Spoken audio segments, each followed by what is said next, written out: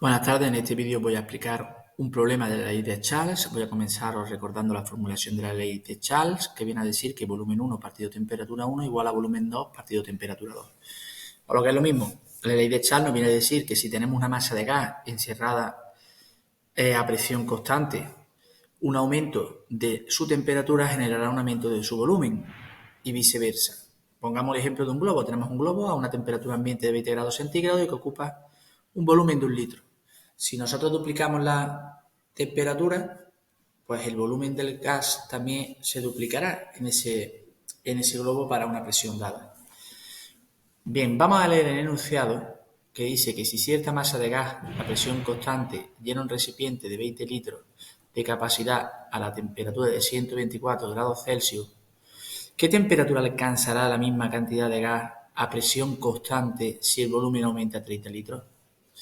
Leyendo el enunciado, para saber si estamos ante un problema de la ley de Charles, de Childs-Gay-Lussac o de Boyle, pues nos tenemos que fijar en los datos. Y nos dice que la presión es constante.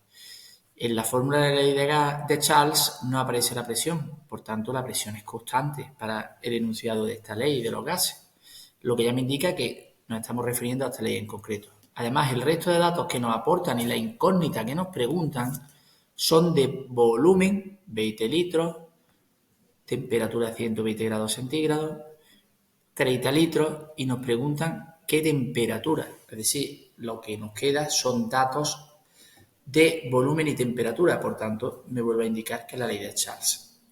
Aquí sí hago un inciso y hay que decir que cuando la temperatura viene expresada en grados Celsius, hay que pasarla a Kelvin. ¿Y por qué hay que pasarla a Kelvin? Porque la relación entre los grados Celsius y los Kelvin no es de múltiplos, como cuando tenemos otras unidades en otras magnitudes, por ejemplo, la atmósfera, la presión con los milímetros de mercurio, los litros con los centímetros cúbicos, hay una suma, por lo que no correspondería el aplicar la temperatura en Celsius así aquí porque no hay una linealidad entre los datos. Por tanto, recordad que la temperatura hay que expresarla siempre en Kelvin, es muy importante. Y dicho esto, identificado los datos, volumen 1, 20 litros, la situación 1, 20 litros, cuando la temperatura 1 es 124 grados, que hemos dicho que hay que pasarlo a Kelvin, lo que correspondería con 397 Kelvin, volumen 2, 30 litros y temperatura 2 es la incógnita, ¿vale? Pues dicho esto, vamos a proceder al cálculo de esa temperatura 2. Con los datos identificados, como veis aquí, volumen 1, 20 litros, volumen 2, 30, temperatura 1, 397 Kelvin.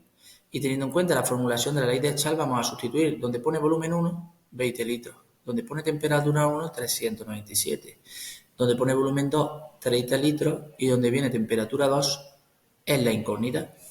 ¿Cómo se resuelve esto? Pues nada, despejando la temperatura 2, para lo cual haremos el producto cruzado de 397 por 30, que irá al numerador de la fracción a la hora de despejar, y los 20 litros que pasarán dividiendo.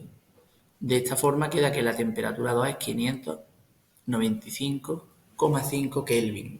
¿De acuerdo? Y así se resolvería el problema de la ley de Charles. La formulación de la ley de Charles y la de Charles-Gay-Lussac son muy similares. En la de Charles-Gay-Lussac, más conocida como ley de Gay-Lussac, en lugar de estar el volumen, aquí lo que aparece es presión 1 partido temperatura 1, presión 2 temperatura 2, pero sigue la misma relación matemática de proporcionalidad directa, es decir, cuando una magnitud aumenta, la otra lo hace. En la ley de Charles, cuando la temperatura aumenta, lo hace el volumen.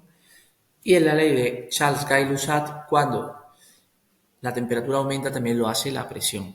Estas dos leyes, en algunas publicaciones aparecen como primera ley de Charles, segunda ley de Charles, en otras aparecen como ley de Charles y ley de Gay-Lussac por separado, depende del publicador, del que hace la publicación, y es debido a cuando cada uno de los científicos por separado llegaron a enunciar la ley. Bien, después de estos datos históricos, os voy a mostrar la gráfica que sigue la ley de Charles.